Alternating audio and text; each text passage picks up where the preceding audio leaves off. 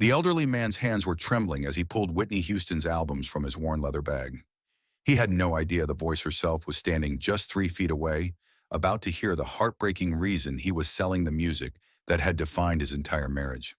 Before we dive into this incredible true story, hit that subscribe button and drop a comment below. This story will remind you why Whitney Houston was more than just a voice. She was an angel walking among us. It was a cold Tuesday afternoon in late November 1998 when Robert Morrison walked into Tower Records on Sunset Boulevard. The 68-year-old retired postal worker had tried this 3 times before, always turning back. But today was different. The hospital payment deadline was Friday, and he'd sold everything else of value. Inside the store, Whitney Houston was having one of those rare peaceful moments that fame almost never allowed. Wearing a baseball cap and oversized sunglasses, she browsed through the gospel section, looking for something special for her mother Sissy's upcoming birthday. For just a few minutes, she wasn't Whitney Houston, the superstar. She was just Nippy, a daughter trying to find the perfect gift.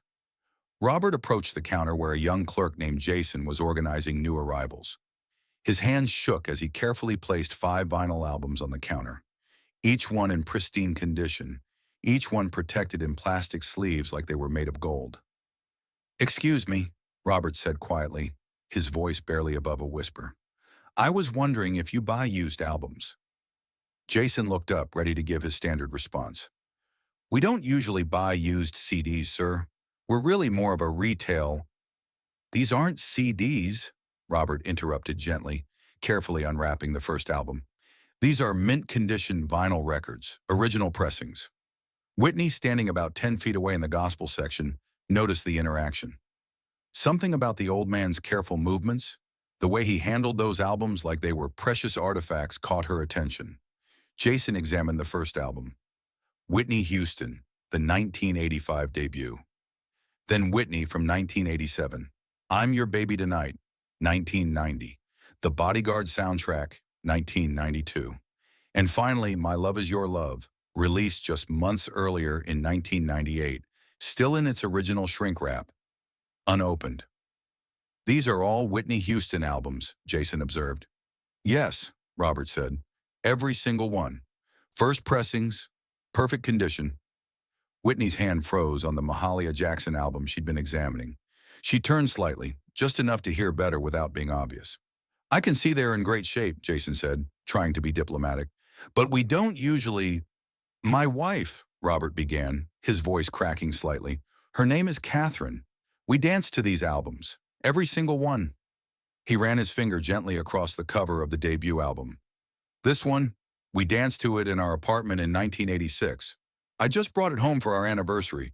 She played Greatest Love of All 20 times that night." Whitney felt her heart skip. That was her song, her mother's favorite, the song that had changed everything for her career. "Sir, I understand these have sentimental value," Jason said kindly, "but the market for used vinyl—" "She has progressive supranuclear palsy," Robert said, the medical term coming out practiced, like he'd said it 1,000 times. "PSP, it's a rare neurological disease. It affects her movement, her speech, her ability to swallow." His hands gripped the counter. "The medical bills are $8,000 a month. I've sold our house, our car. This is all I have left." Whitney's eyes filled with tears behind her sunglasses. She pretended to read the back of the Mahalia Jackson album, but every sense was focused on the conversation happening at that counter. Her hands were shaking now. This wasn't just another sad story. This was her music, her voice, her legacy playing a role in someone's actual survival. All the awards, all the sold-out concerts, all the #1 hits. None of it had ever felt as important as this moment, listening to a stranger describe how her songs had become the soundtrack to a love story and now to a tragedy. "I'm so sorry," Jason said, and he genuinely meant it. "But I can probably only give you about $40 for all of them. The market just isn't—" "$40?" Robert's voice broke completely. "But these are our whole marriage." That's when Whitney noticed something that made her heart shatter. Robert had 6 albums in his bag when he'd walked in. He'd only put 5 on the counter. He reached into his bag and pulled out the 6th one. Greatest Love of All, the single.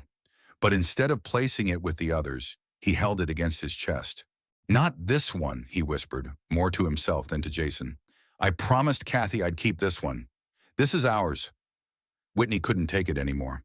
She walked toward the counter, removing her sunglasses. Jason's eyes went wide as he recognized her, but she put a finger to her lips, signaling him to stay quiet. Excuse me, sir, Whitney said softly. Robert turned, squinting slightly. PSP had affected his vision too. Yes, ma'am. I couldn't help but overhear. You mentioned Newark? Yes, ma'am. My wife, Catherine, she was a music teacher there, at Central Avenue Elementary. Taught there for 30 years before the disease made her stop. Whitney's breath caught. Newark was her hometown. Central Avenue Elementary was 3 blocks from where she grew up. What years did she teach there? Whitney asked, her voice gentle. 1965 to 1995, Robert said, confused about why this woman was so interested. And she played music for her students? Every single day, Robert said, his face lighting up despite his sadness. Every morning, she'd play Greatest Love of All for her class. She said it was important for kids to hear that message, especially kids from the neighborhood who didn't have much. Whitney's hand went to her mouth. Her mother, Sissy, had taught her that same lesson. Music wasn't just entertainment. It was medicine. It was hope. It was survival. Sir, Whitney said, her voice thick with emotion, my name is Whitney, Whitney Houston. For a moment, Robert just stared. Then recognition flooded his face, followed immediately by crushing embarrassment. Oh, Lord, he whispered. I was trying to sell your albums to you? No, Whitney said firmly, reaching out to touch his arm. You were trying to take care of your wife. There's no shame in that. None at all. Other customers had started to notice. Phones were coming out. The store manager appeared from the back room, looking stunned. But Whitney didn't care about any of that. Tell me about Catherine, she said. And Robert did. The whole story poured out. How they'd met at church in Newark in 1963, when Catherine was the choir soloist and he was too shy to talk to her for 6 months. She had this voice, Robert said, his eyes distant with memory. Not like yours, Miss Houston, but pure and clear and full of faith. Every Sunday I'd sit in the same pew just to hear her sing. Took me half a year to work up the courage to even say hello. How they'd married in 1965 at New Hope Baptist Church, the same church where Sissy Houston sang. How he'd promised to buy her music for every anniversary because she loved it more than jewelry or flowers. She said music was the only gift that kept giving, that you could return to it again and again and find something new every time.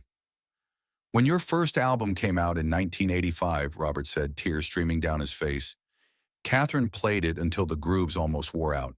She said, Robert, this girl is from our neighborhood, from our streets, and listen to that voice. That's God singing through her. Whitney was openly crying now, and she didn't care who saw. Every time you released a new album, it was like Christmas in our house, Robert continued.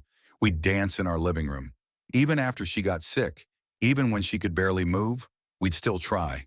I'd hold her up and we'd sway to your voice. Which song? Whitney asked. Greatest Love of All, Robert said immediately. Always that one. She said it was the most important song ever written. She played it for every single student who walked through her classroom door. Hundreds of kids, maybe thousands over 30 years. Whitney thought about all those children, growing up in Newark, in tough circumstances, hearing that message every morning. Learning to love themselves, learning that they were somebody, and it was her voice delivering that message, even though she'd never met a single one of them. The disease, Robert said, pulling himself together slightly. It's taken almost everything from her. She can barely speak now. Her movements are so limited. But you know what still helps? Your music. When I play your albums, something changes. The tremors slow down. Her breathing evens out. It doesn't cure her, but it gives her peace. It gives her dignity. And you need $8,000 by Friday? Whitney asked. The care facility, Robert nodded. They're wonderful, but they need payment. If I can't pay, they'll have to discharge her, and I can't take care of her at home anymore. I'm not strong enough. She needs professional help. Whitney looked at Jason. Give us the office, please. Miss Houston, the office, now, and bring me something to write with. 10 minutes later, Whitney emerged from the office with Robert, who looked like he'd seen a vision. In her hand was a check, but she'd also made him promise something. You keep your albums, she told him. All of them. These are your memories, your love story. I can't put a price on that. But the money is handled. The facility is paid for 6 months. And I want to meet Catherine. Would that be okay? Now walking out of that office, Robert could barely speak. Whitney had written a check for $25,000, not just the $8,000 needed, but enough to cover months of care, medications, and anything else Catherine might need. Why? Robert had asked, sobbing. Why would you do this for strangers? Because you're not strangers, Whitney had said. You're from Newark. You're from my neighborhood.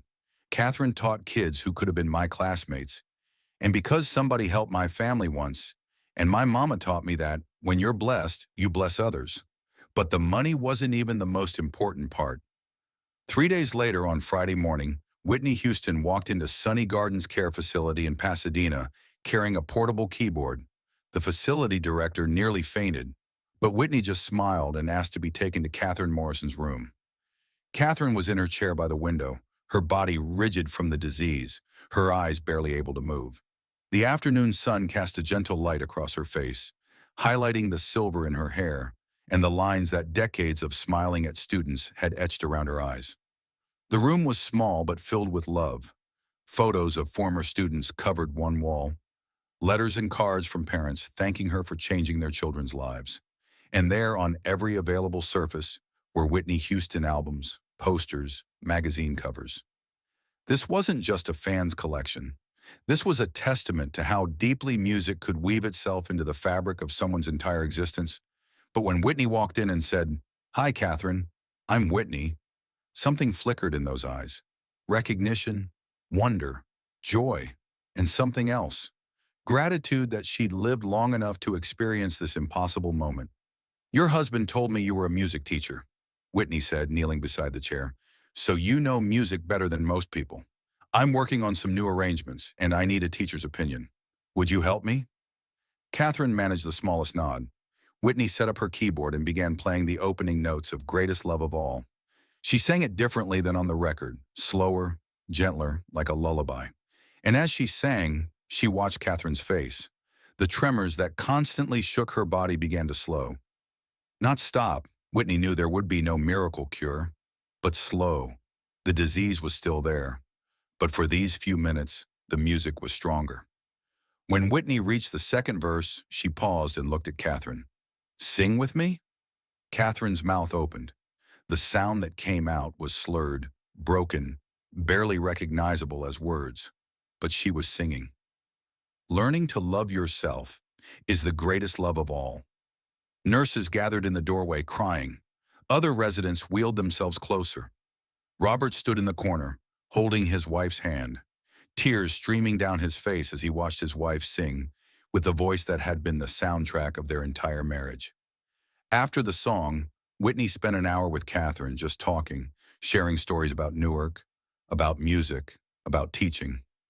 Catherine couldn't respond much, but her eyes were alive in a way Robert said he hadn't seen in months. Before leaving, Whitney pulled out a CD. This isn't released yet, she said. It's gospel songs I'm recording for my mother. But I want you to have it first. These are the songs I grew up singing in church, the songs that taught me everything I know about music. Catherine gripped the CD with trembling hands and through her slurred speech managed 2 words. Thank you. No, Whitney said, crying again. Thank you for teaching all those children, for playing my music for them, for reminding me today why I was given this voice. It's not for fame or money or awards. It's for moments like this. It's to bring comfort, to bring joy, to remind people that they matter. Whitney visited Catherine 4 more times over the next 18 months. She never publicized these visits. No cameras, no press, just a woman visiting a teacher, singing songs, sharing moments. Catherine's condition progressed as the doctors predicted. By April 2000, she could barely speak at all. But she still responded to Whitney's voice, still found peace in the music. Catherine Morrison died on May 15, 2000, with Greatest Love of All playing softly in her room. Whitney sent flowers with a card. To the teacher who taught me why my voice matters. Rest in the arms of angels.